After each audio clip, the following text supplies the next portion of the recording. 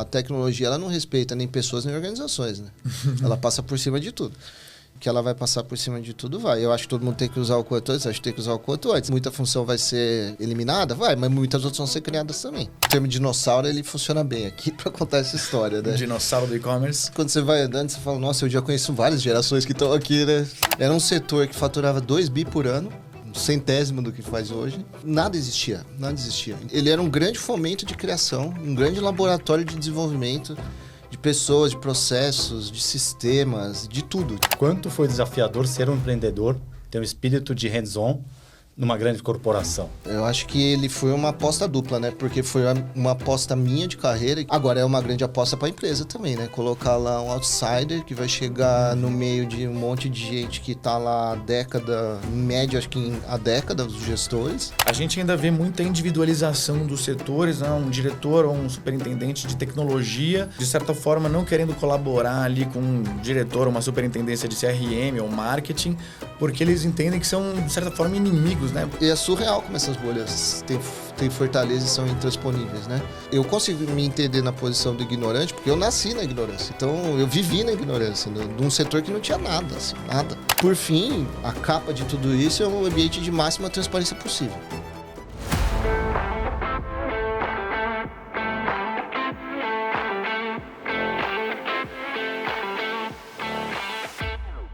Fala galera, bem-vindos a mais um episódio do Martech Leaders. Eu sou o Bruno Simões e tô aqui com meu colega Bruno Stefano. Tudo bem, pessoal? É uma honra trazer hoje aqui o Fábio Mori, mentor, conselheiro, executivo e, nas horas vagas, baterista. Ele tem uma tremenda história no mundo do e-commerce. Começou em 2004 como trainee do Submarino, talvez uma das primeiras escolas de e-commerce do Brasil, e vai contar um pouquinho para a gente não só sobre e-commerce, mas de Martech, digital, e como ele tem visto, né, todas essas transformações desde a sua primeira interação no mundo de e-commerce até hoje. Obrigado, Fábio. Prazer te trazer aqui com a gente, falar um pouquinho mais sobre não só Martech, a gente quer expandir bastante aqui o papo com você, mas é uma honra. Deixa à vontade para você se apresentar. Bom, obrigado pelo convite. Como a gente estava brincando aqui antes, eu acho que o termo dinossauro ele funciona bem aqui para contar essa história, né? Dinossauro do e-commerce? Eu considero que sim. E você vê assim, em eventos, quando você vai andando, você fala, nossa, eu já conheço várias gerações que estão aqui, né? Você fala, nossa, eu conheço gente que estava lá atrás. E esse lá atrás, lá em 2004, quando eu comecei, era um setor que faturava 2 bi por ano, né? Um centésimo do que faz hoje. E esse setor, nada existia. Então, ele era um grande fomento de criação, um grande laboratório de desenvolvimento de pessoas, de processos, de sistemas, de tudo. Então, eu lembro que, assim, quando eu comecei a trabalhar no Submarino, a gente não tinha todas as soluções de pagamento que a gente tem. A gente não tinha todas as soluções de delivery que a gente tem. A gente tinha uma série de adaptações de processos, sistemas, de tudo que era retalhado e colocado à prova no mesmo lugar. Isso formou muita gente que gosta de engenhar. Eu acho que essa é a maior característica que a gente tem. Assim. Aí se separa entre quem são os arquitetos e os engenheiros, mas muita gente trabalha nessas duas características, porque vieram de um mundo onde tinha que criar. E ao longo do tempo, conforme a vida foi passando, e aí eu já vou descrever, você começa a ver que esse papel ele tem uma importância, né? Porque nem todos os ambientes, nem todas as cabeças têm essa propensão a pegar coisas, fazer uma análise agnóstica sobre aquilo, entender o as is you to be, conseguir traduzir esse as is you to be, pelo menos em faseamento, premissas, uma estrutura de trabalho, e conduzir aquilo ao mesmo tempo que tem que entregar o resultado do dia a dia. Então, essa gestão caótica de um setor em crescimento, eu vivi lá desde começo dos anos 2000, né?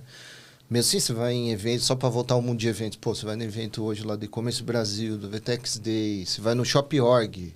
Cara, são eventos que estão inundados de soluções, de gente competente, de histórias, de case e tudo mais. Mas eu vivi aquela época onde nada existia. Então, eu acho que dessas características eu carrego bastante de ter vivido essa complexidade da não existência no começo da vida e uma série de coisas artesanais, né? Assim, só para dar mais uma pitada de histórica aqui. Eu lembro de quando tocava o sino no Natal, que a gente estava trabalhando no escritório e o centro de distribuição era na Barra Funda, ali no mesmo prédio. Mas quando tocava o sino era porque tinha dado o overbooking no CD. Tinha que todo mundo descer para empacotar, fazer pique e delivery. Bom, né? E delivery, inclusive. Eu coloquei produto no meu carro para entregar na casa de cliente, véspera de Natal. Uau. Então foi um momento bem especial do setor, assim, e eu acho que juntou uma questão geracional também muito forte, né? A gente tinha, sei lá, nossos maiores líderes, eles tinham 30 e poucos anos. Poucos, não muitos. Então, era uma galera que, além de tudo, tinha um sangue no olho, assim, uma resiliência, eu acho que, assim, era um grau de ambição tão grande que estava lá dentro que realmente moveu as duas bandeiras que tinham na época, o Submarino americano, que depois viraram B2W e dali para frente. Aí, bom, vou contar um pouco como é que isso seguiu dali para frente, né? Eu costumo caracterizar a minha vida em 3 blocos. O primeiro bloco é um bloco de pioneirismo no setor. Então, como eu estava falando aí, desde o começo do Submarino, e dali para frente eu transitei em empresas no papel de e-commerce, mas já multicanais, né? Então, empresas de catálogo, empresas de presença física, empresas com call center, empresas com seus próprios times de venda, no B2B, no B2C. N verticais também, né? N verticais. E-commerce. De serviços, de entretenimento. Então, foi isso. Mas eu acho que o que mais importante do que isso foi o meu ganho de repertório horizontal, né? Eu comecei em compras, aí depois eu fui assumir o marketing, do marketing fui assumir plataforma, aí do plataforma até call center nós tocamos, né? No Tech Call Center nós tocamos. Então, acho que essa amplitude de conhecimento, ela me caracterizou e me completou, não tão profundo em tudo, né? Obviamente, mas com uma capacidade de me olhar para mim mesmo e falar, bom, acho que eu quero empreender. E aí o meu segundo bloco da vida foi empreender, já numa empresa de full service de e-commerce. E esse era um outro momento muito especial, porque era um momento no qual a indústria estava se colocando num papel de vendedor. A indústria que nunca teve contato direto com o consumidor, a indústria que nunca fez uma entrega individualizada. Então, o momento de colocar a indústria no jogo foi um jogo que a gente participou, que foi um segundo momento de fomento ao setor, já quando já estavam implementados os marketplaces, os modelos de negócio já tinham virado shoppings. Então, esse também foi um momento bem interessante na minha vida. E aí, acho que me deu um viés de saber sentar do lado da mesa de quem é o empreendedor, sabe? O empreendedor, ele vive outra vida. E eu entendo que isso tem um ótimo valor também de conhecimento. E mesmo para mim, assim, eu acho que me tornou uma pessoa muito mais consciente, eu diria, a vida do empreendedorismo.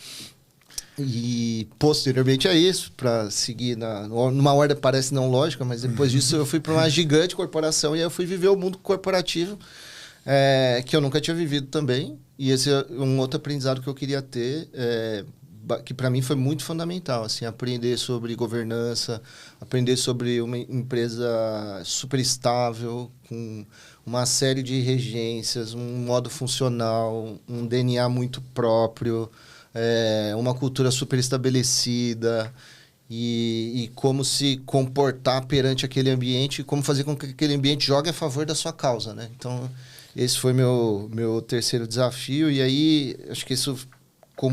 dessa forma, com os 3 blocos, eu consigo traduzir um pouco melhor a minha vida, sem eu ficar dando detalhes ano a ano aí, né? Mas aí eu tenho uma dúvida, né? Agora, quando você chegou nessa terceiro bloco, né?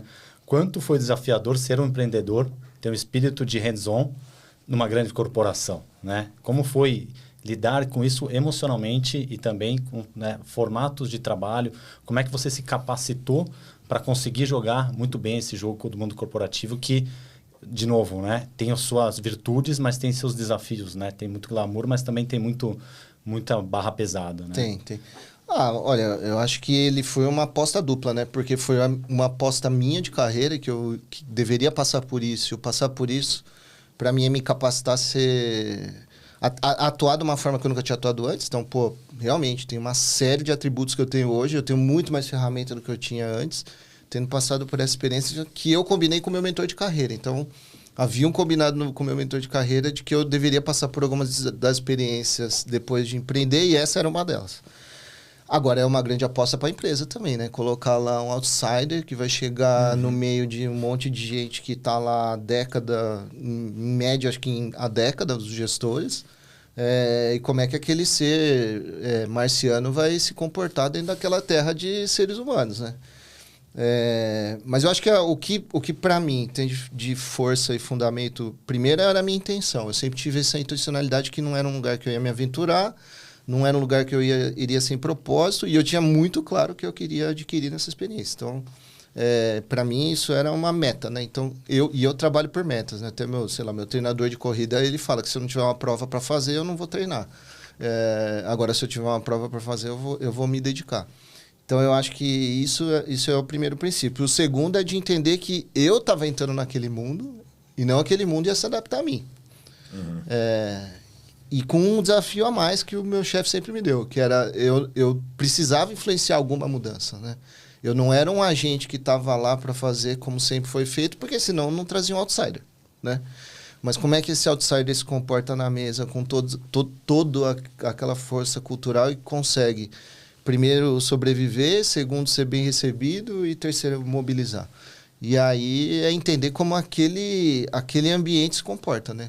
Quem são as pessoas, quais são os interesses, quais são os medos, como as decisões são tomadas, principalmente de onde as decisões partem, como elas são tomadas e como elas são conduzidas no dia a dia.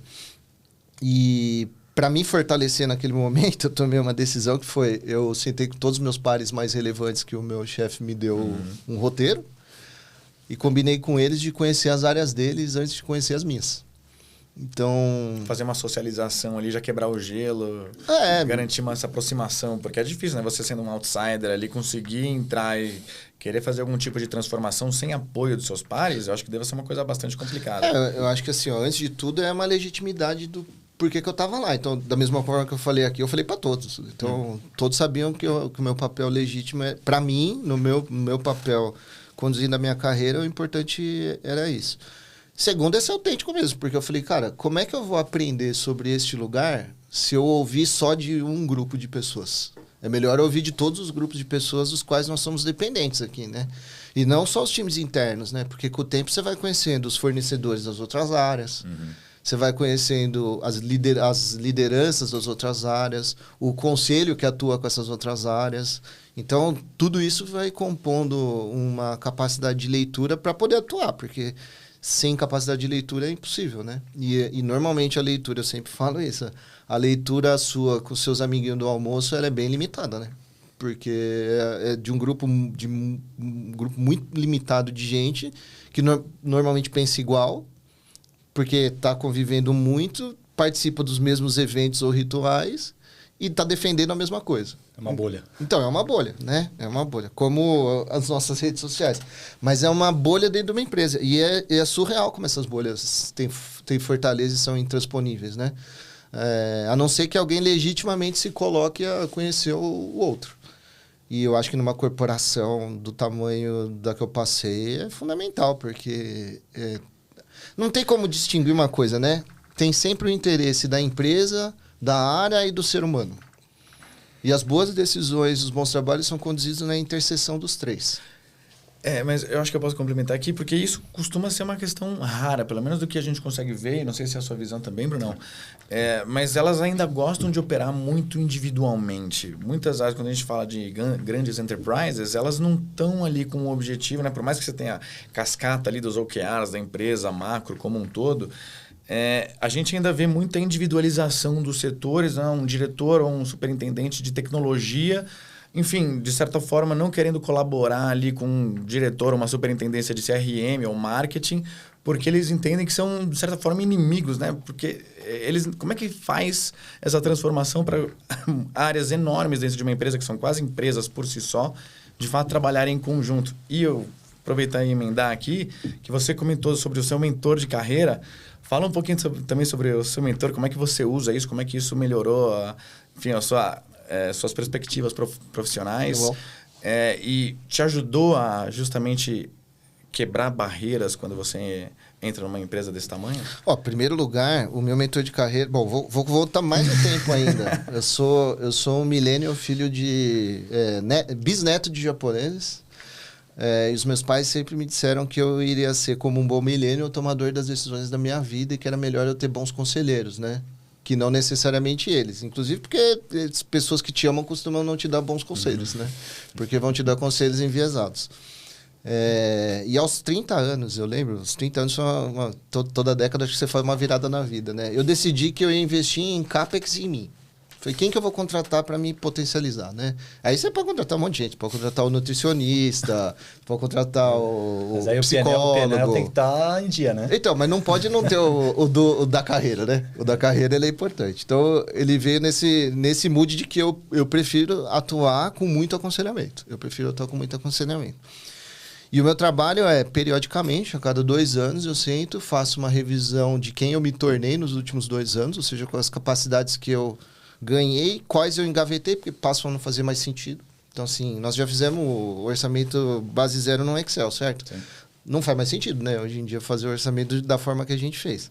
O AI vai fazer. Então esse tipo de coisa, eu sento e reviso e falo, bom, isso aqui já pode pôr na gaveta que não faz mais sentido, quais são os próximos? Então, e esses próximos, eles têm que estar no caminho de onde eu quero chegar.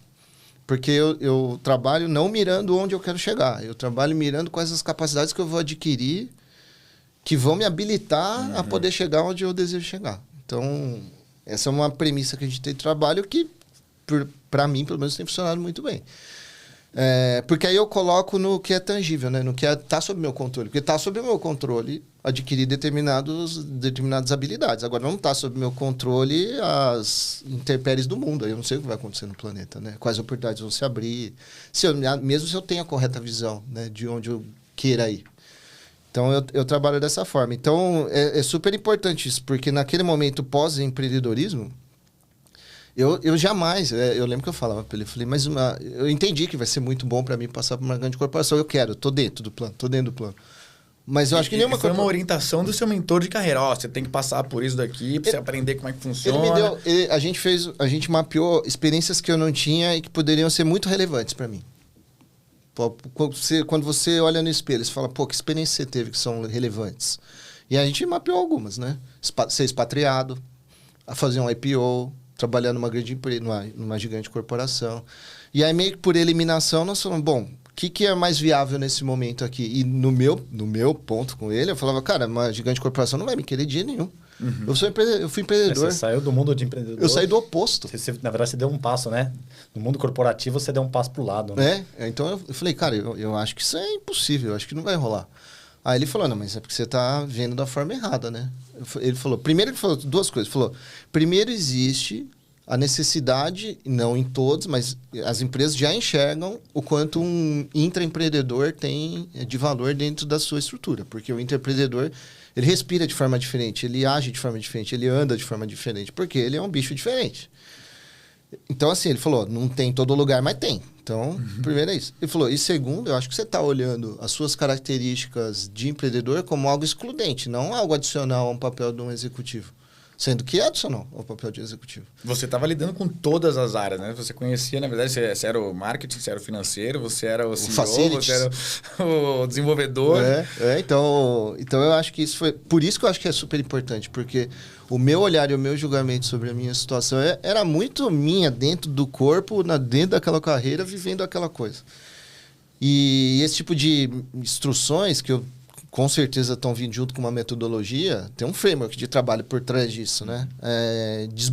Primeiro desbloqueia uma visão que eu não tinha, depois me habilitam a ter coragem e instrumento mesmo, porque disso aí sai outras coisas, né? Sai um pitch de 2 minutos, sai um pitch de 10 minutos, sai argumentos e contra-argumentos, tem uma série de coisas que vem desse trabalho aí que é de autoconsciência. E quando isso se concretizou mesmo, eu falei, pô, faz parte do plano. O plano deu certo. Até agora o plano deu certo. Então agora... E o resultado foi bom, na verdade, né? Como experiência, como grandeza profissional. Esses dias eu fiz com ele, eu estou refazendo o ciclo, então sentei com ele recentemente. A gente cumpriu todos os nossos... O nosso checklist foi cumprido lá, de todos os aprendizados. Teve até alguns a mais, que, né, tem coisa que é particular de cada organização, mas foi super relevante. E juntando isso com o que você me perguntou no começo... O que eu tinha de framework que eu sempre usei? Independente se eu fui empreendedor ou executivo do varejo ou o executivo da gigante empresa. Eu acredito que a ordem vem antes do progresso. E a ordem, para mim, ela vem de declaração de uma visão muito forte. Qual é a visão do atingível? Putz, A visão é essa. E qual é a visão que a gente tem sobre a situação hoje? É essa. Sob uma perspectiva que todos olhem da mesma forma. Porque esta caneca, ela pode ser enxergada de formas diferentes, dependendo de onde você está sentado. Mas é a mesma caneca, né? Com a mesma quantidade de água. Então, é preciso fazer os olhares circularem para entender qual é o objeto por completo. Então, esse, para mim, é o primeiro ponto. E desse objeto por completo, o que ele pode se tornar. Esse é o primeiro passo. E isso requer uma certa intimidade, né? Porque eu preciso te convencer que a tua visão não é a única. Mas aí você vai bater no ponto da empatia, né? Como é que você se coloca ali no lugar do outro também para conseguir ter essa posição, né? Como é que você acolhe exatamente o ponto de vista diferente do seu. Mas não vai fugir daquilo, né? O interesse da empresa, da área e do ser humano, né? Se você conseguir juntar numa fala que é importante para a empresa, é importante para a tua área, é importante para você... Pô, vamos dar uma girada aqui só para observar o objeto direito e chegar na conclusão de que a gente está vendo a mesma coisa? E é um copo com essa quantidade de água? Porque muitas vezes, né, você vai ter uma visão míope ali, dependendo de áreas, nem enxerga que isso daí é um copo. Sim, mas se ela é míope para você, vamos tornar ela não míope, né?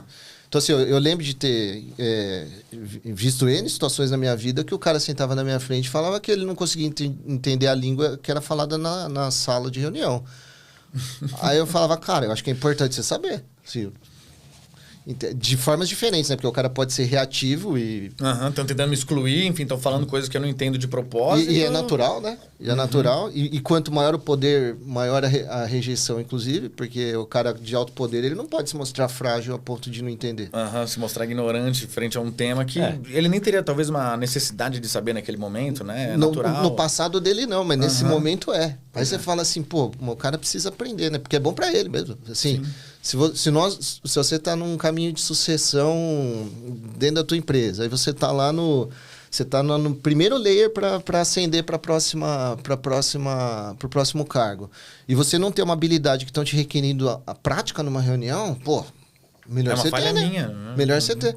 E se você não tem até agora, tá tudo bem. Mas por que eu, que tô junto com você na sala e sei do que tá falando, não vou te ajudar a aprender aquilo? Sendo que você precisa colaborar com aquela pessoa, de você. Na verdade, né? E vice-versa, um precisa do outro. Porque assim, se eu falar, olha, eu preciso que você dê uma volta aqui e olhe o copo sobre outra perspectiva. Se você entender que eu não tô falando uma língua adequada e que não tem por que você ver, você não vai vir mesmo. Agora, acho que é o meu papel te fazer isso, entendeu? Te convencer que isso é bom para você. Então, eu tenho histórico disso, de dedicar o meu tempo mesmo. Falar, cara, você não entende? Eu preciso que você entenda. Eu preciso mesmo que você entenda. Então, mas aí só, você acha que isso aí é o tal do acolhimento da ignorância eu acho e é uma soft skill? Você desenvolveu, basicamente, esse negócio, tem um framework aí que você conseguiu entender que isso é a forma de você conseguir atingir seus objetivos. Eu acho que eu nasci nesse ambiente, porque o ambiente de e-commerce lá atrás era isso, né? Se a gente não acolhesse a nossa ignorância... Que era uma ignorância da inexistência mesmo. Você falava assim... Você tá no zero. Novo. Cara, mas qual que é o benchmark? No teu benchmark. Só assim, mas a gente se baseia em qual indústria? Não tinha nenhuma indústria para se basear. Então, realmente, a nossa ignorância era o normal. A nossa ignorância era o normal. Então, acho que isso favorece. Porque você fala, pô, eu consigo me entender na posição do ignorante, porque eu nasci na ignorância. Então, eu vivi na ignorância, de um setor que não tinha nada, assim, nada. Você olha lá, a Pipeline Capital lança todo ano o scope de empresas de digital. Cara, só de agência de performance tem mais de 200 homologadas no Brasil.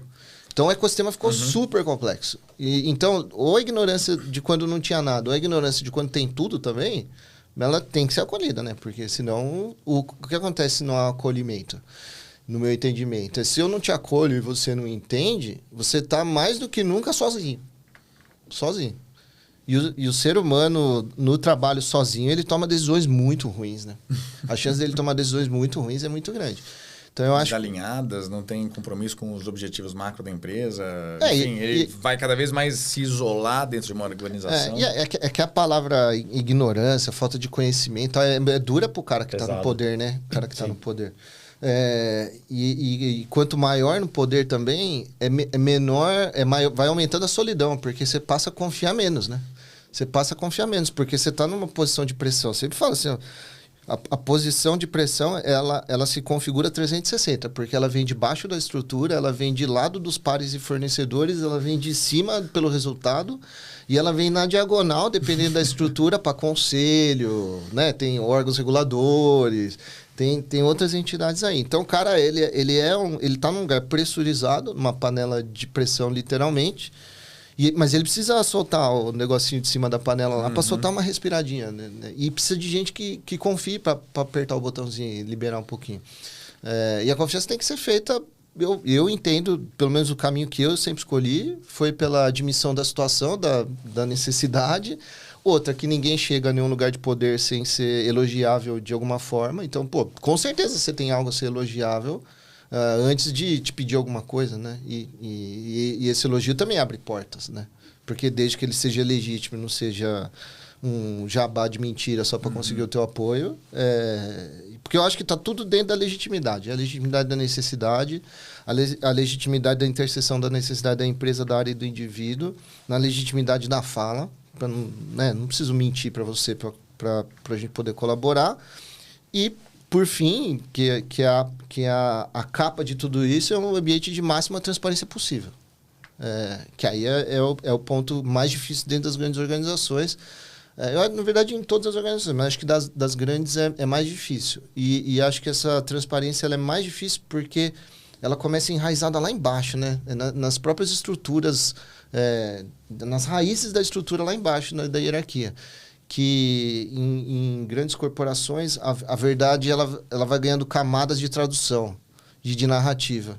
Então o cara que está lá em cima, além dele se sentir sozinho, pressurizado, ele ainda recebe uma versão dos fatos que foi muito bem editada para chegar nele.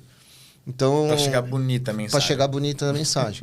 Então eu acho que o papel dos pares dentro das organizações também eu parto do princípio do Ray Dalio, que o meu primeiro time são os meus pares. A gente precisa se ajudar. Porque a minha situação é a mesma que a sua. A gente só está em área diferente. Mas a gente está pressurizado da mesma forma, com um macro resultado igual, com uma necessidade de traduzir a realidade igual, com fornecedores provavelmente que se relacionam.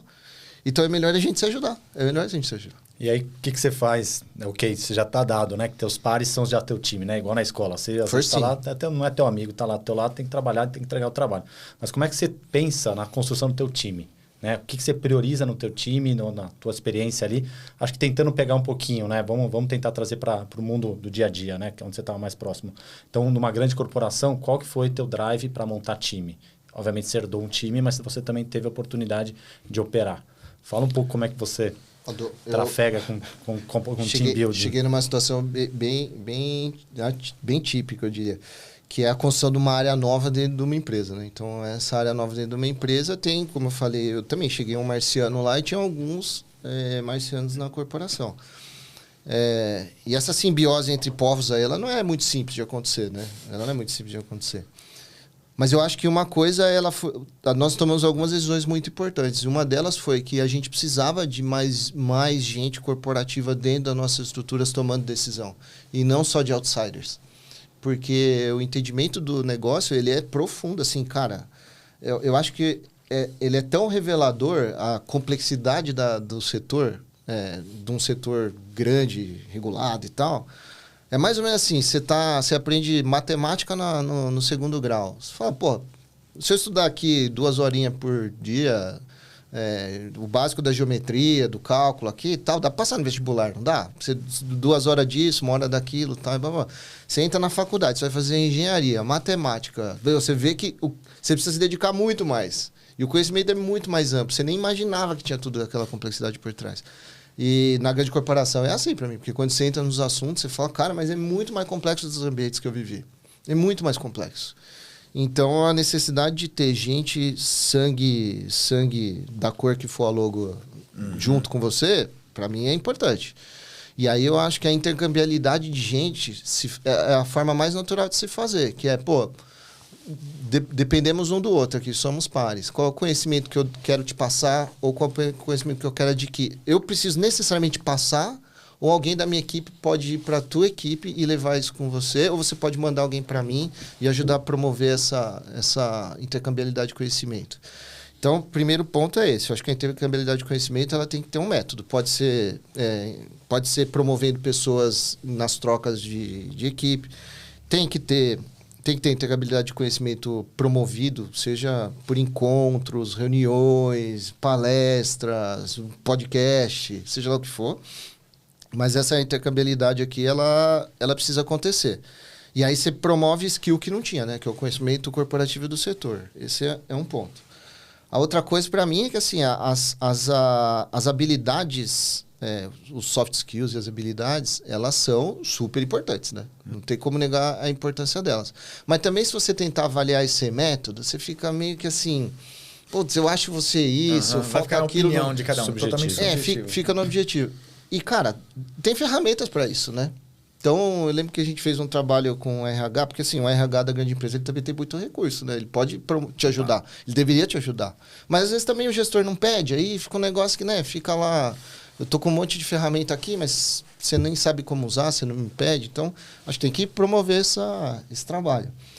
E a gente fez um trabalho de entender soft skills de trincas, que era eu, o meu direto e o liderado dele. E a gente jogou em um modelo de análise de soft skills o que estava sobrando ou faltando em cada trinca. Aí você fala, putz, nessa trinca aqui falta objetividade. Nessa trinca aqui falta persuasão. Nessa trinca aqui falta análise. E não uma pessoa, na verdade. Não. Num trio mesmo, né? Porque qual que era o conceito que a gente tinha? Era que uma pessoa só é difícil de julgá-la. Só ela por si só. Agora ela, com a liderança dela, com o lugar que ela tá... Aí você começa... Né? Porque às vezes a pessoa ela só tá... não que ela seja 100% vítima da situação, mas ela tá num ambiente. E aquele ambiente tem que ser considerado, né? E é uma simbiose, né? Porque você atua em camadas, não atua em camadas. Tem lá a galera que decide os porquês, a galera que decide os o quês, a galera que decide o como resolver. Então, assim, tem essa intercambiabilidade. Então, eu acho que essa trinca de personalidades é super importante. Trinca, quadra, sei lá o que for. Mas, pô, analisar dois já é ótimo. Analisar uma relação entre dois. Se conseguir misturar três, então, aí fica excelente. Isso foi outro fator super importante. E do operacional técnico mesmo, assim, a gente não tinha uma visão clara do que a gente queria fazer em todas as situações. Então, foi um trabalho de juntar os pares, as áreas e falar, olha, qual vai ser o nosso objetivo comum? Porque acho que a democracia, na hora de decidir a visão e as premissas, é super bem-vinda, né? Então, a democracia da coleta, do discovery, da promoção da ideia, ela no meu entendimento, ela é melhor que ela aconteça. Dentro de um ambiente que aí acho que é de muita sorte também, de ter caído num ambiente onde a direção macro é super clara. Ali ninguém tem dúvida da direção da empresa. A direção da empresa é claríssimo. O que se vai descendo são as decisões e os direcionamentos. Então, ou seja, os OKRs cascateiam dentro da corporação e eles fazem sentido para todo mundo entende quais são os objetivos e qual que é o impacto de cada uma das áreas e dos indivíduos também. Sim. No sucesso da companhia. E incentivados a isso também. E isso é muito difícil, né? Parece que às vezes é muito fácil. Putz, eu preciso vender mais, eu preciso ter satisfação de cliente, mas quando você começa a cascatear, você vai caindo até a operação, às vezes não é tão simples assim. Eu acho que indústrias maduras têm mais facilidade de fazer isso. Porque as indústrias maduras, elas conseguem enxergar coeficientes que relacionam muita coisa, né? Você fala, putz, esse coeficiente com esse é traduzido nesse aqui. Então, fica mais fácil para uma indústria madura fazer isso do que uma indústria em construção. Então, se você pensar, uma empresa de IA, acho que tem mais dificuldade de fazer isso do que uma seguradora, né? Então, eu acho que isso ajuda. Mas eu estou muito na linha do incentivo. Eu acho que o incentivo correto eu acho que tem dois jeitos de promover isso, dos ambientes que eu participei que funcionam bem. Ou a maior parte do incentivo variável está no coletivo, no resultado coletivo, ou existe uma baita de uma ciência que correlaciona os coeficientes individuais e fazem com que exista uma teia de correspondência entre eles. Mas é um baita de um trabalho.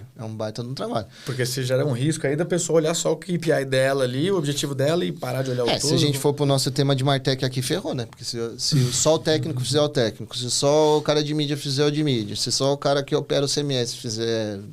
a operação dele ser eficaz e eficiente, mas não tiver uma correlação entre os três aqui, não acontece, né? Não vão estar indo para o mesmo lugar. Não, é assim, como eu lembro que eu cheguei, já vi isso, acho que em quase todos os lugares que eu cheguei, que era, você olha a fundação técnica de marketing, porque, né, Nosso trabalho, ele é eu acredito que é uma linha de produção contínua que a gente faz, né? Você acerta temperatura, velocidade e pressão e bota a máquina para rodar lá e vai monitorando com N painéis, você vai monitorando, mas ela é uma máquina que produz sem parar, né? Entra insumo, sai pedido, né? Entra insumo, sai pedido.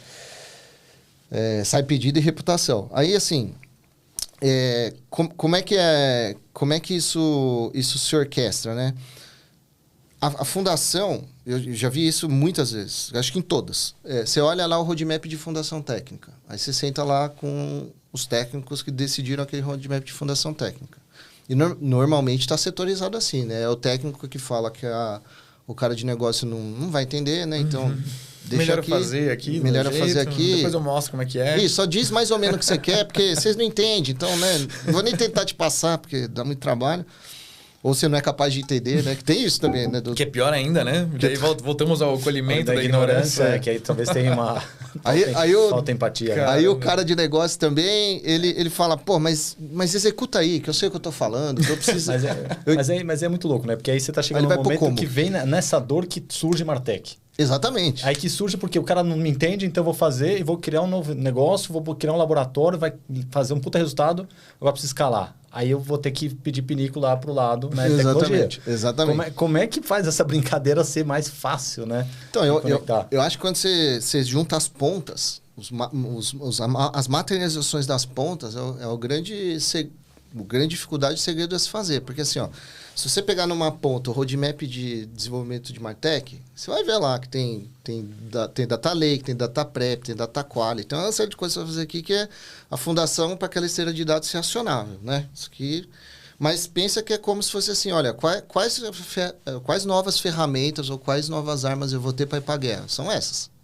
Ao mesmo tempo, o batalhão que está indo para a guerra lá, eles sabem quem é o inimigo, que trincheira que tá, que arma que usa, em que região que vai atacar, né? Sim, não quero ser bélico, mas só para trazer uma analogia.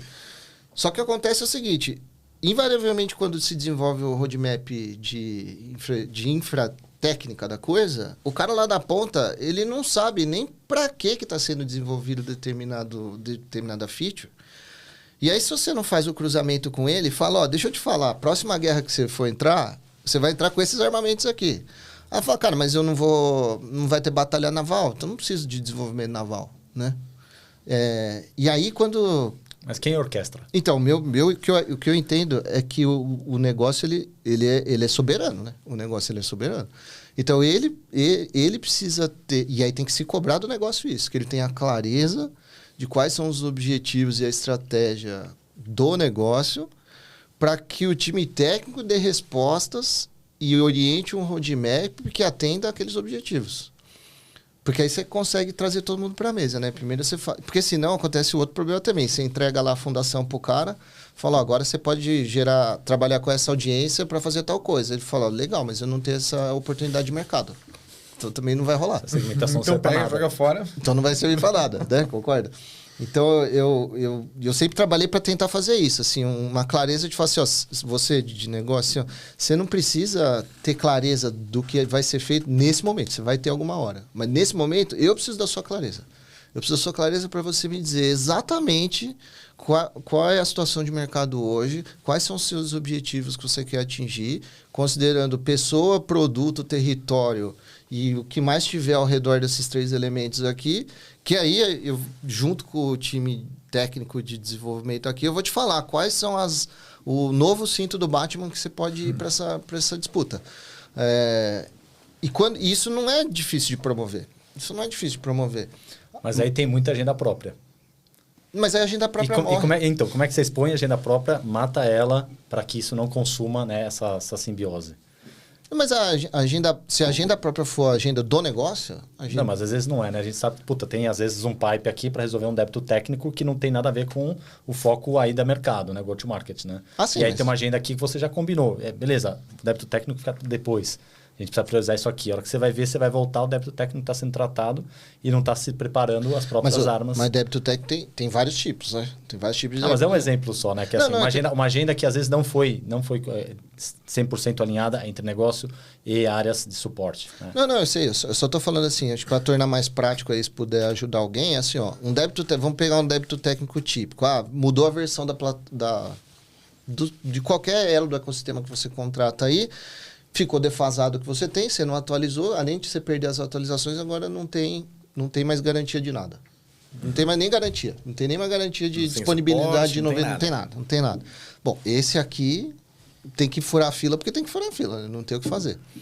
Agora, outra coisa é um débito técnico de um enabler que está funcionando mal, parou de funcionar ou nunca funcionou, né? Aí é outro papo.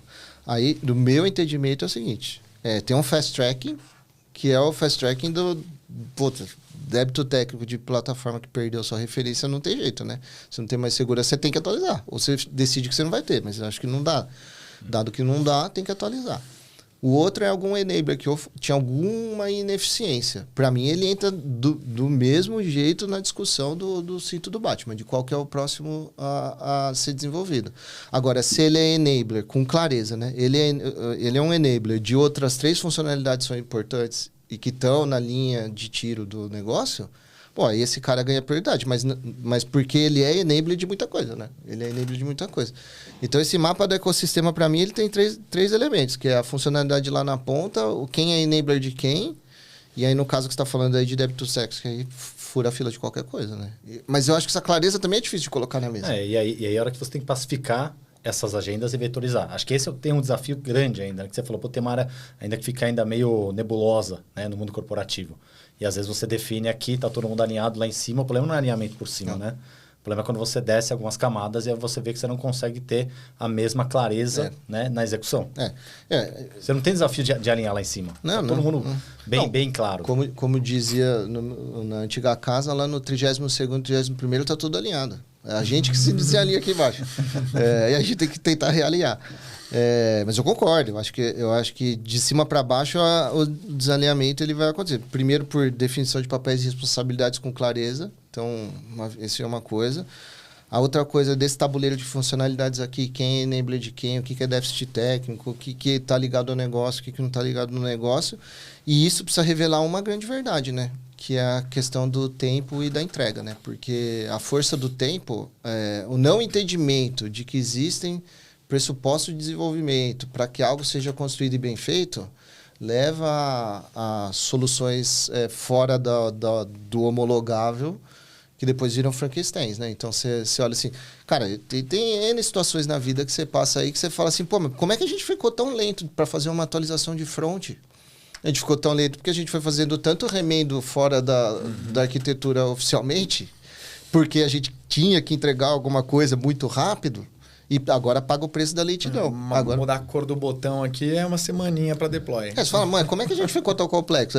Mas é a cultura do curto prazo. É a cultura do Mas a cultura do curto prazo, eu acredito que, assim, tem quem ouve e tem quem fala, né? Primeiro tem que ter um ouvido que quer ouvir. Mas quem fala também, você não consegue dar clareza. E conseguir dar clareza é a forma... Muitas vezes eu aprendi na minha vida mais recente que é a forma com qual você leva um conteúdo para explicar mesmo. Eu tinha uma mentoria interna de uma VP que ela falava para mim assim, ela falou, ó, esse tema aqui você tem que pedir 10 minutos de paciência sem nenhuma intervenção para começar a falar. Aí ela falou, você não consegue falar, você já percebeu que você não consegue expor? Eu falei, por quê? Ela falou, porque tem muita ansiedade na mesa. Agora, você tem que conseguir pegar os 10 minutos primeiros e falar, gente, ó, durante 10 minutos eu preciso de 10 minutos de paciência, que eu vou explicar contextualmente para todo mundo tá no mesmo lugar. Todo mundo está no mesmo lugar de consciência. Dali para frente, vocês podem questionar o que vocês quiserem, intervirem do que for. Mas me dá 10 minutos de paciência. 10 minutos de paciência. Aqueles 10 minutos de paciência são muito importantes para colocar os pontos fundamentais. Agora, tem muito disso, né? O cara tá afim de falar, o cara tá afim de se expor, o cara tá afim de falar, o cara tá afim de construir uma narrativa, o cara tá afim de fazer o jogo dos bastidores. Porque tem que fazer também, né? Você tem que fazer. Tem política. Tem que ter uma orquestração, porque a orquestração ela não é só do dado, né? Ela é uma orquestração de decisões, de julgamentos, de empatia. É uma orquestração, né? E aí você fala muito do letramento, né? Nosso mundo aqui, né? Trazendo um pouquinho de novo do Martech, né? Ele vem muito... Igual você passou por e-commerce, passou por digital, né? Vem transformando. E aí necessita, né? De um processo de letramento, que é o que a gente está tentando fazer, inclusive, com esse podcast. Que dica que você dá, né? Nessa jornada de trazer isso como uma cultura? Como é que eu trago, né, esse processo de quase de fazer ser um evangelista num tema que às vezes não consegue ser bem interpretado porque é uma sopa de letrinhas? Como é que você faz? É os 10 minutos pedindo numa reunião para apresentar o tema? Ou é no corpo a corpo, fazendo, né? Como é que você instruiria alguém que precisa levar o tema, letrar o tema Martech para dentro de uma grande ou média corporação? Eu acho que tá sempre na órbita do indivíduo que você precisa letrar, né? Aquele corpo celeste lá, ele está rotacionando em algum lugar. E ao redor dele tem uma órbita. Nessa órbita... Bom, antes de tudo, é entender o interesse daquela pessoa naquela posição, porque ele é um ser humano naquela cadeira com determinados KPIs, objetivos, limites de atuação e tudo mais. Então, essa clareza objetiva tem que ter. Disso aqui, eu acho que tem um papel de quem leva o letramento, que você tem que dedicar seu tempo para fazer isso, assim. Eu falava muito isso, mas você entre o tá afim em fazer, tem uma distância para mim, que tá no Outlook, que é quanto tempo você dedica a fazer cada coisa. Então, se você não tem lá predisposto, você bota lá, tem uma reunião de staff toda semana. Tenho. Então, você tem que reservar também um horário de letramento toda semana para ensinar o Bruno alguma coisa, certo? Uhum. Se você não reservar, vai comer. Então, para mim, isso faz parte do método, que é share de tempo mesmo. Assim. Quanto share de tempo você despende para isso? E tem que ter uma visão de as easy to be, inclusive para isso, né? Que você fala assim, olha, eu olhando o meu Outlook hoje, eu estou despendendo quanto tempo de fazer letramento para quem eu preciso? 1 hora da minha semana. É suficiente? Não é suficiente.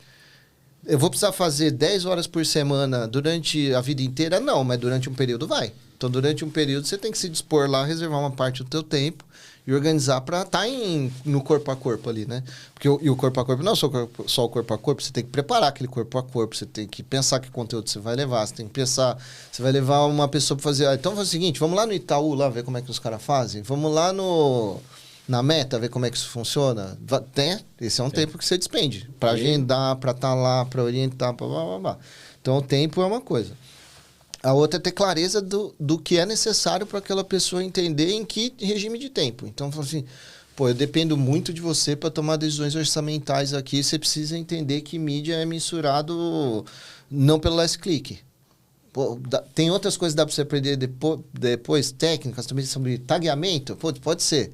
Mas sobre mensuração, não. Sobre mensuração, eu preciso que você aprenda em 1 mês. Você precisa aprender a lógica que... Por que olhar o last click é limitante hoje pra gente? E se dedicar, que aquele é o assunto que tem que te letrar. Uhum. Porque nós temos uma decisão aqui que nós precisamos passar a tomar diferente. Então, preciso contar com você com isso. E a outra coisa para mim é sobre estilo e modelo de comunicação. Porque cada um também aprende de um jeito. Tem gente que se você botar um fluxograma na tela, o cara entende tudo. Tem gente que se você levar uma caneta e construir na parede em branco, também entende tudo. Agora, quando você inverte, talvez não funciona. Então, cada um tem o seu estilo de entendimento. E aí, nessa órbita que esse ser humano tem muita gente que te conhece, né? Então, quanto mais gente ao seu redor que te conhecer e puder me dar dica de como eu me dialogo melhor com você, melhor, né? Então, eu já ouvi essa frase essa pessoa entende por fluxograma, veio depois de uma sessão que foi muito ruim de tentar fazer letramento. Aí uma pessoa que era da equipe deste stakeholder me chamou e falou assim, cara, bota um fluxograma que ele vai entender tudo. Ou seja, não é responsabilidade, né? Porque muitas vezes quando a gente está tentando apresentar ou explicar algum tema, a gente às vezes fica até meio nervoso. Cara, mas eu expliquei, dei todo o beabá ali, as pessoas ainda não conseguiram entender.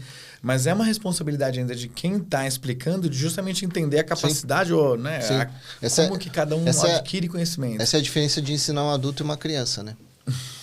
Agora tem mudado muito, mas assim, criança normalmente, nós todos fomos para a escola, os nossos 40 coleguinhas aprendiam do mesmo jeito a mesma coisa, certo?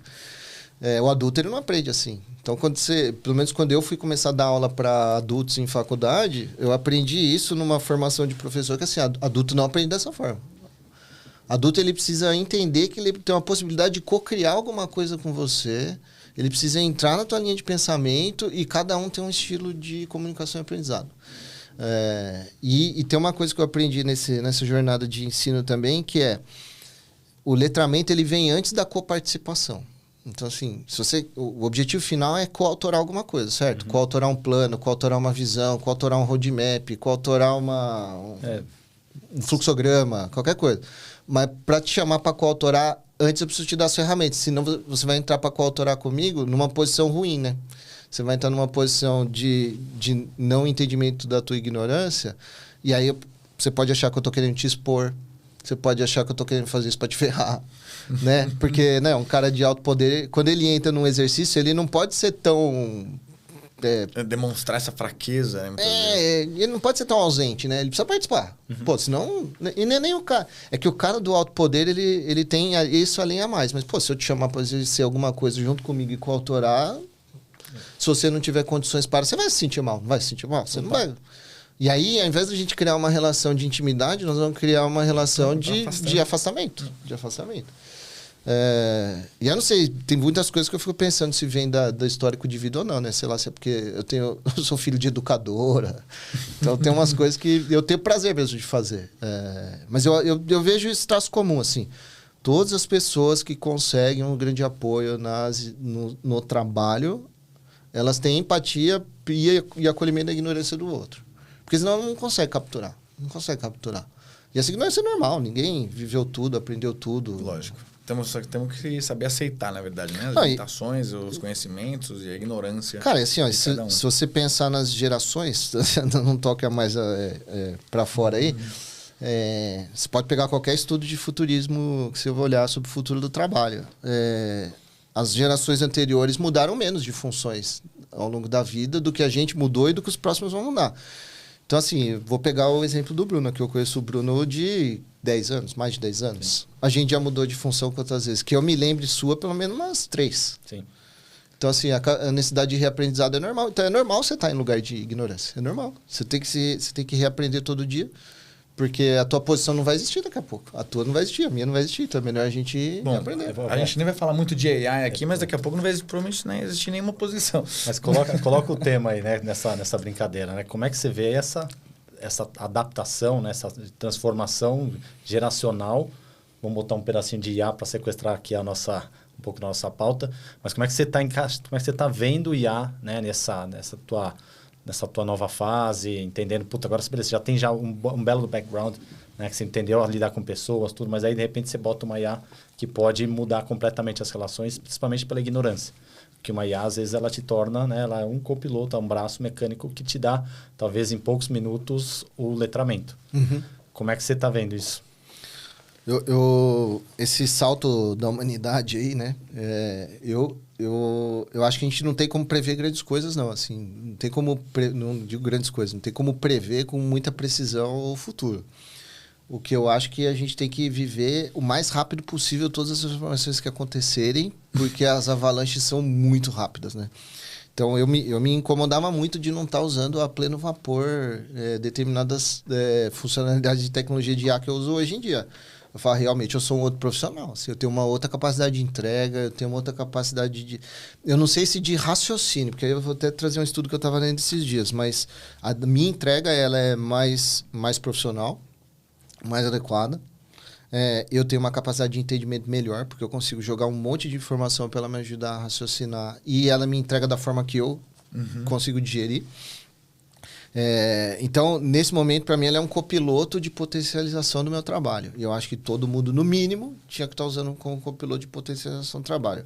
Eu não vou nem entrar na onda de substituição do trabalho, porque eu acho que isso para funções repetitivas e algoritmizadas, acho que também não tem muita dúvida assim, né, que vai acontecer.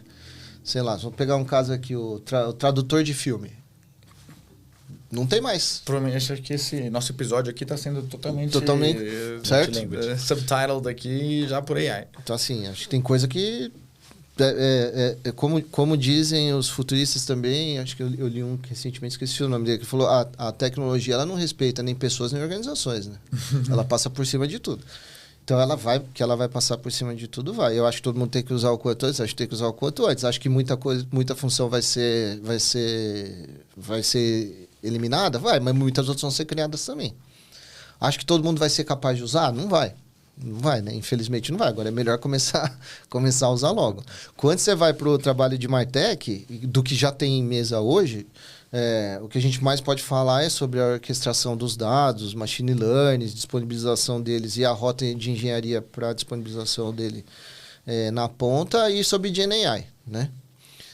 Indo lá para a ponta de GenAI, eu acho que tem... O que eu entendo? Eu acho que assim... Também tem estudos aí, acho que do Gartner foi o último que saiu, dizendo que 1/5 das empresas que tem stack instalado de Martech no Brasil completo, só 1/5 deles usam para personalização da forma que deveria usar. E as outras não, por desorganização interna, não é por... Falta de tecnologia. Não é porque não tem ferramenta. Não sei se não tem piloto, não tem circuito, não tem... É outro papo, mas o equipamento... O equipamento está lá.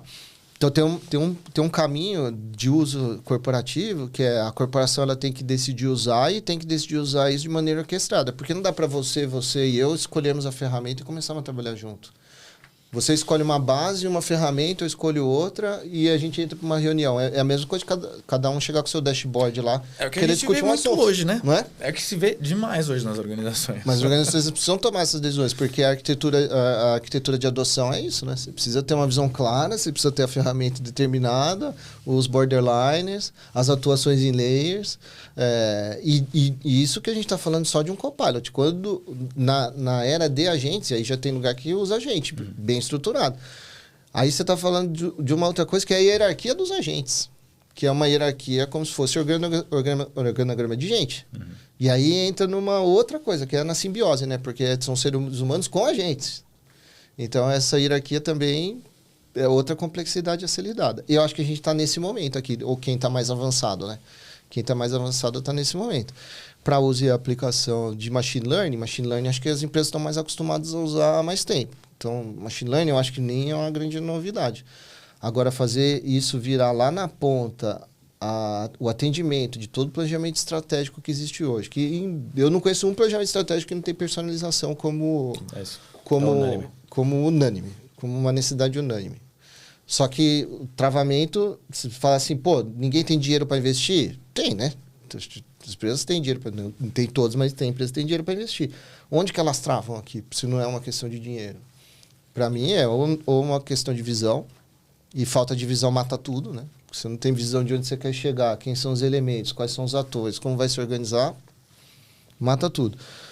Segunda coisa é no planejamento e determinação de prioridades. E aí entra a questão de entendimento de arquitetura, quem que é enabler de quem, o que já é possível fazer, como se prova, como faz POC, como é que se conclui, quais são as métricas corretas, blá, blá, blá. Em um orquestramento de tomada de decisões para depois uma camada de execução. E a camada de execução é outro ponto também que é difícil de ser feito, porque ao longo desse caminho, da definição da visão até a execução, vai se perdendo algo que o ser humano gosta muito, que é da democracia, né? Porque entra numa onda de ser mais militar, né? Você tem mas aí como é que você governa, né? Com comando e controle? Agora você tem disponibilidade de conseguir distribuir, né, muito mais conteúdo, muito mais informação, só que você não vai mais conseguir olhar tudo. Não. Então, como é que você coloca isso em prática? Eu acho que tem que fazer um desprendimento. Que, assim, uma coisa é ter controle, outra coisa é ter comando. Isso eu sempre trabalhei na minha vida. Tive um chefe que me falou isso uma vez. Ele falou, quando você tiver equipe a primeira vez, você vai entender que ter comando não é ter controle. Então, você pode ter comando das coisas sem ter controle de tudo. Né? E quando você empodera um GenAI, por exemplo, para criar comunicação, você pode confiá-lo sem ter que monitorá-lo em cada criação de peça ou argumento que ele faz. Você estava no Adobe Summit Brasil Insights? Não. Mas teve um caso que eles apresentaram lá da Coca-Cola que foi muito isso, né, que eu vi, assim. Então, como a Coca-Cola, enfim, mega organização global, com conformidade de marca e regras muito claras de como aplica a marca, quais são as cores, como é que é a curva do C e tudo mais. E hoje, como é que você consegue garantir que você tem equipes de criação de sei lá quantos milhões de terceiros, né? E agências e equipes criando e colocando a marca. Como é que você faz isso realmente em escala, né? Tendo ainda, então, um comando, né? Mas talvez não tanto o controle de você ter que ficar validando cada peça que vai para o ar. Acho que é um grande desafio que várias marcas enfrentam. A Coca-Cola, acho que, pelo menos né, nessa parte de publicidade... Uma maturidade absurda. Conseguiu tirar isso do papel, mas ainda é um grande desafio para várias outras. Como é que você vê essa questão aqui de ter o comando, mas largar mão um pouco do controle? Bom, eu acredito muito em frameworks, né? E eu acho que um framework, se existir, você precisa ter um landscape de maturidade. E esse landscape de maturidade deveria ir habilitando mais liberdade com um controle menos presente, né? Tendo comando, tendo menos controle. E eu acho que a marca é um negócio muito sensível mesmo, super sensível. Acho que assim, a Coca-Cola é a marca mais presente no mundo, né? Então, o valor de marca dela talvez uma das maiores do planeta. Pois é, né? Então assim, a marca vale um absurdo. E acho que está super certo, acho que tem que ter... construir tudo isso não dá para se perder por uma falhinha. E marca é um negócio que tem que se prezar, tem que ter zelo por ela, porque ela foi construída com zelo. Nenhuma marca não foi construída com zelo. Então não pode se destruir por falta de zelo. Agora, a partir do momento que existe um letramento de todos os stakeholders e eles entendem como funciona um GenAI, quais são as premissas por trás deles, os borderlines que podem existir, como pode se controlar o engine, porque no fim a gente está falando disso, né? Você controla o engine para ele não soltar lá na ponta algo inadequado, certo? Então, o cara não existe uma necessidade de controlar cada insumo que entra na máquina, segundo a segundo, tudo que está sendo processado dentro dela, para garantir que lá no final saia exatamente de acordo com o que foi feito. Porque até então a precisão ela podia ser feita porque a gente não estava falando de uma comunicação 1 a 1. Então, por agrupamentos de pessoas, situações e tal... basicamente você fala, para esse agrupamento, quanto de gente, de estrutura eu preciso? É isso? Vale a pena ou não vale a pena ter? Agora, se for pro salto de fazer individualização de comunicação, aí não tem como pensar isso, porque não vai caber nenhum painel, né? Não vai caber nenhum painel. Agora, eu acho que é necessário ter um letramento, acho que tem que se confiar em fazendo provas disso, né? Mas se a gente é capaz de criar limites no conversacional para fazer venda... Não é possível que a gente não consiga fazer na criação de assets de marca. Porque quantas histórias de agentes de venda a gente conhece que funcionam bem? Eu não estou nem falando de bots, eu estou falando de agentes mesmo, que conseguem criar argumentos contra argumentos em cima de um lake de informações. Então, se todo mundo se dedicar a criar os borderlines e deixar isso muito claro para a atuação de uma IA generativa, por exemplo, e colocando as apólices da marca lá dentro, um brand factory subestruturadinho, um guide de marca super defendido, e eu acho que para mim é uma questão de provação e de maturidade da aplicação, porque também nós estamos tipo com o Waze 2.0, né? Nós não estamos com o Waze que a gente usa hoje. Então, as ferramentas elas estão nas suas... o GPT está na 5ª versão, né? Então está muito longe de estar com a maturidade que ela vai ter e a maturidade de releases deles é muito mais alta, né? Nós não estamos falando de uma linha de carro que demora 1 ano para mudar a versão, para trocar o estofado e um para-choque. Toda semana, isso que são várias. Acho que já tem estudos aí que se parasse hoje, né, de evoluir com AI, demoraria de 10 a 20 anos para a gente conseguir usar o potencial. Isso. Ou seja, a velocidade, né, de desenvolvimento e a velocidade de adoção, elas são totalmente diferentes. Né? E aqui é a hora que você começa a entrar, quando você entende isso, você não precisa também tratar, né, ansiosamente tudo. Né? Aqui você tem realmente um exercício de priorizar e conseguir terminar. Né? É um pouco mais de terminativa do que acaba de iniciativa. Exatamente. Eu acho que a disrupção do modelo de decisão das empresas perante outras tecnologias é que essa não dá para esperar alguém fazer para incorporar. Porque você pode falar assim, pô, mas eu não tenho coragem de fazer isso. Pô, mas é melhor você fazer mesmo que controlar dentro do seu ambiente, porque ela não é uma tecnologia replicável, que você copia e cola, sei lá, você pega lá um Tracking Manager System, lá, um TMS de distribuição de delivery, lá para escolher transportadora, rota e blá blá blá. Só, cara, isso aqui que é aplicado no cliente A de uma farmacêutica, se levar para o cliente B de uma farmacêutica, você troca lá os pontos de saída, endereço de cliente, só vai funcionar igual. Talvez você pode até modular alguma coisa diferente, mas dá para pegar isso aqui, pegar a arquitetura daqui, trazer para cá com uma série de aprendizados daqui e replicar aqui, que vai ser rápida a implementação, muito provavelmente. Tanto que os sistemas são vendidos assim, esse SaaS, né?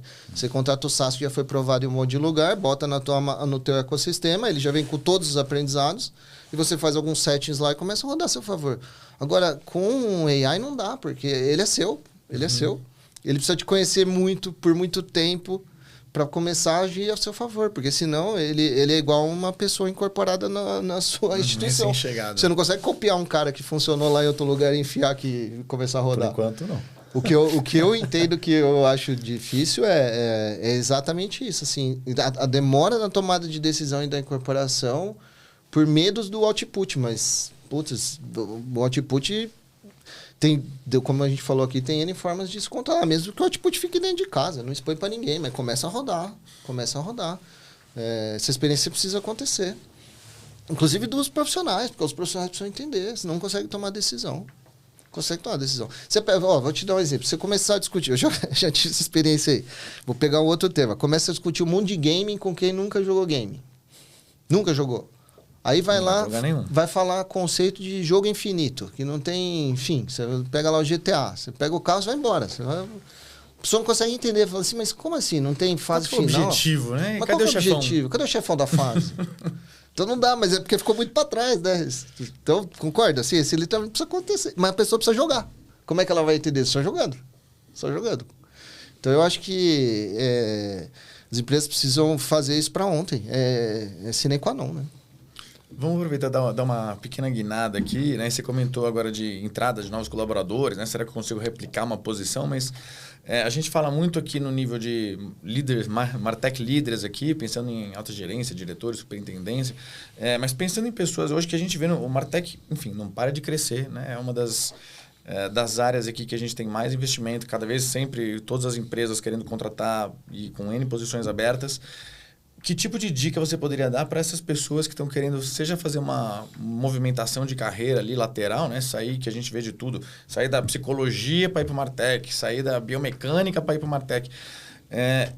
E mesmo de pessoas que já estão inseridas no Martech, talvez, né, em níveis ali mais júnior, pleno, quais são, não necessariamente hard skills, mas mais soft skills que elas podem aprender e que vai favorecer o desenvolvimento profissional de cada uma dessas pessoas? Tinha muita gente que me procura na vida para falar, nossa, eu queria tanto trabalhar na sua área. Eu falo, mas você tem certeza disso? Você tem certeza disso? Porque por trás do que você vê aí, é igual ao teatro, né? Atrás da cortina pode acontecer tanta coisa que você não sabe. Então, eu costumo... Sempre eu falo isso porque eu acho que setores que estão mais hypados, eles têm um sex appeal diferente ali, né? Então, do mesmo jeito, teve lá a fase dos influenciadores, ainda tá, né? Mas assim, teve a época dos youtubers, tem umas coisas que eles criam determinadas auras de interesse que eu acho que precisam ser mais bem pensadas. E trabalhar com Martech, ele, por pressuposto da própria composição do nome, ele é técnico e marketing ao mesmo tempo. Então, assim, você fala assim, mas eu não tenho nenhum interesse técnico. Fala, porra, aí fica difícil. Você fala assim, você é uma pessoa que lida bem com frustração? Não é número, é frustração. Frustração, você lida bem com frustração? Um BC. Porque assim, o que é... Né, nós vamos fazer testes AB. Pô, você tem que lidar bem com frustração. Você lida bem com a frustração de ter um roadmap que vai ter que mudar a semana que vem porque o mundo mudou? Porque o Google resolveu colocar o GA4 para rodar e vai rodar? Tudo bem para você? Você lida bem com esse tipo de coisa? Porque você vai lidar com eu não lidei bem. Quando eles mudaram de Universal para GA4, eu não lidei bem, então, confesso. Mas você já está mais maduro, né? Você já está aí faz tempo. Mas eu estou falando porque tem características da área Que elas, independente se você vai ser o cara que programa, o cara que opera, o cara que pensa como usar, você vai ter que lidar. Primeiro é com a incerteza da manhã, porque o ecossistema vai mudando a todo minuto. Muito rápido. É muito rápido.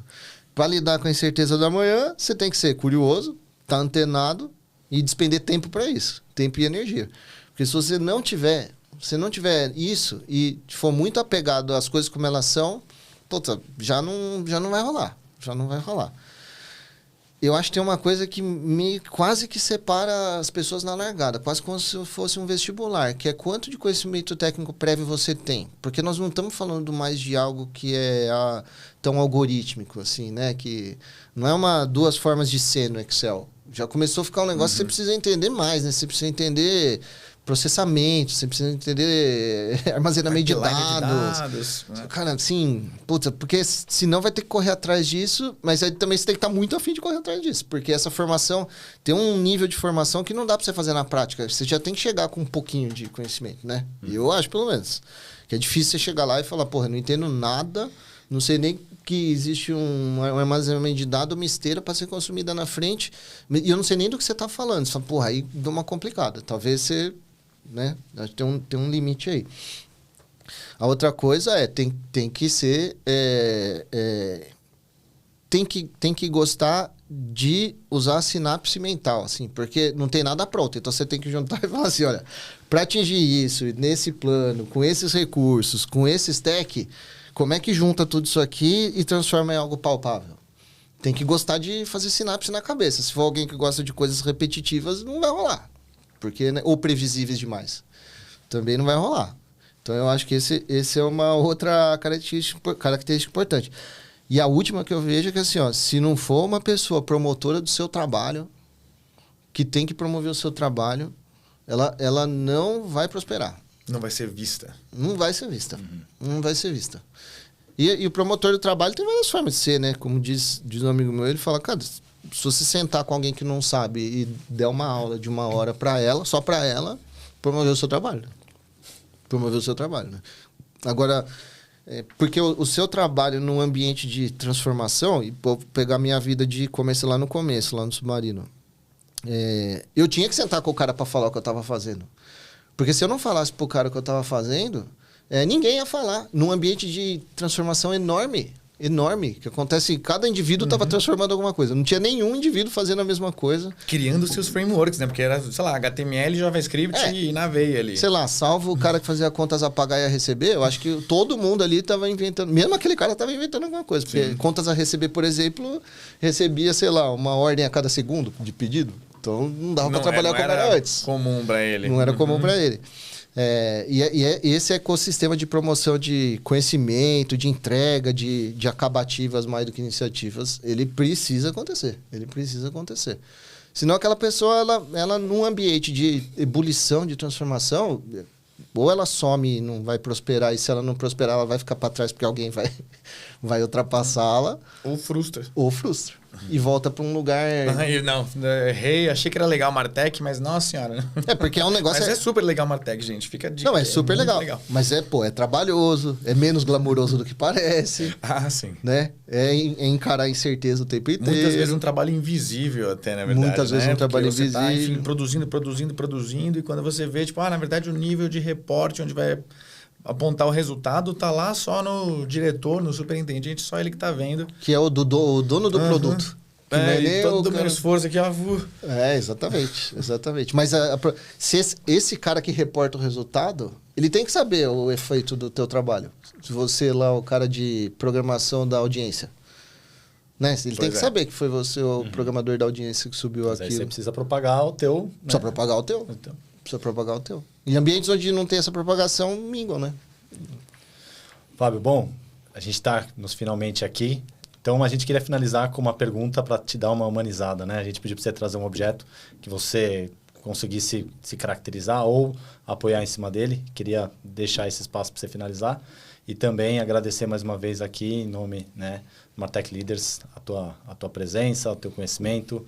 E te desejar também boa sorte aí nos desafios. Só agradecer. Pô, eu que agradeço. Então, vou começar a trazer explicar o meu presente aqui. Eu já estava usando ele durante a gravação, mas eu trouxe um carrinho que eu não vou dizer a marca, mas todo mundo já teve algum na vida. E por quê? Porque eu tenho uma dificuldade de prestar atenção muito grande. E no mundo híbrido, né? Ou online, para mim é um mega desafio prestar atenção numa reunião online. E eu acho super desrespeitoso quando você não está prestando atenção. Aí você vê lá, você está postando call com o cara, e o cara, em vez de estar prestando atenção, claramente ele está ou digitando alguma coisa, ou... E fora que você não está absorvendo. Então, se eu entro em algum lugar, eu prefiro participar. E aí eu tenho algumas técnicas para concentrar a minha atenção, e uma delas é ter um carrinho na mão para ficar fazendo assim, ó. Então, se alguém estiver no call com você, estiver vendo a mão mexendo, não no celular. Se vê o meu ombro mexendo um pouquinho repetidamente, é porque eu tô girando um carrinho na minha frente. Esse é o seu fidget spinner, então. Isso, é o meu. Então eu quero deixar de presente para vocês aqui o do Batman. Verdade? É um Batmóvel. Legal. É o meu Batmóvel. Então eu queria deixar aqui e acho que isso representa um pouco de características minhas que são muito marcantes. Assim. Uma delas é a da disciplina, né? E mesmo que tenha que usar de algumas ferramentas para isso, mas a disciplina e a presença são coisas que eu primo bastante de estar presente nos momentos e não estar com a cabeça dispersa em outro lugar. Que é um desafio. Porque eu acredito bastante que você só consegue dialogar com alguém quando você participa da co-construção da fala na cabeça daquele indivíduo. Então, enquanto você está falando e eu estou prestando atenção e você participando da construção do teu pensamento, e não ouvindo, assim, fazendo outra coisa. Tá colocando a sua visão, na verdade, né? Você está vendo tipo, as coisas se conectarem. Eu estou vendo o teu corpo acontecer para a construção do que você está falando. A chance de eu conseguir te interpretar e me comunicar com você são muito maiores. Então, isso eu tenho... Para mim, eu tenho plena certeza que eu dialogo de um jeito com que eu presto atenção, com que eu não presto. Então, quero deixar aqui, se vocês tiverem alguma dificuldade igual, uma boa recomendação. Eu tenho. Mais uma dica aí pra gente. Obrigado, Fábio. E, como agradecimento, eu tenho uma... Eu costumo me caracterizar por 3 coisas. Primeiro, eu acho que eu sou uma grande esponja, mais do que eu gostaria de ser. Eu acho que eu sou infoxicado mesmo, assim. Eu tenho informação entrando em mim o tempo inteiro.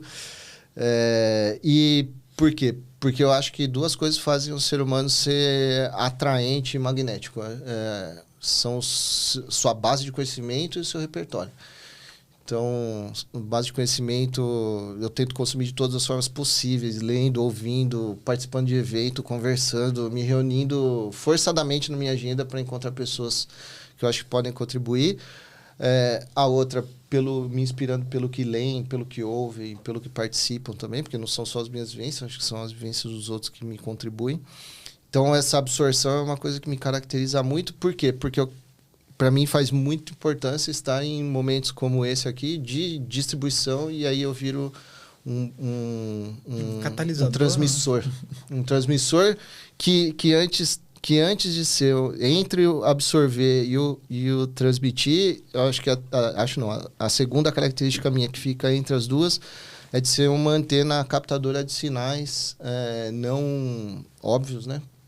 E essa antena de captadora de sinais conseguir juntar o que eu sei, o que eu li, o que eu consumo com essa captura de sinais e transmitir informações, seja em qual ambiente for, com qual objetivo for, com qualidade e capacidade para que a outra pessoa entenda e seja útil também. Porque eu entendo que dessa forma essa é a contribuição que eu consigo dar para capturar não só a atenção, os meus interesses por trás disso, mas porque eu acho que é legítimo mesmo. Acho que é legítimo. Acho que nós somos seres, animais sociais. E o que a gente pode trocar nessa sociedade é isso, né? Acho que são traduções da própria vida colocada à disposição do outro. E quanto mais espelhos formos... E aí, bom, estou aí desde 2004 trabalhando com isso. Então, acho que tem bastante coisa para espelhar.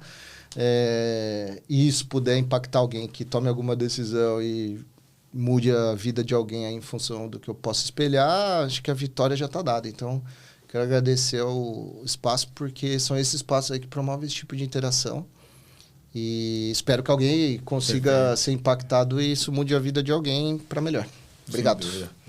Nós que agradecemos aqui, sem dúvida, que a gente consiga evoluir como humanidade, como sociedade e dar as mãos aí prestes à rebelião das máquinas. Então, que estejamos juntos. Obrigado demais, Fábio Mori. Gente, então é isso. Voltaremos depois aqui com mais episódios aqui do Martech Leaders. Se gostou, nos siga, dá like, dá subscribe. Nos aguarde na próxima.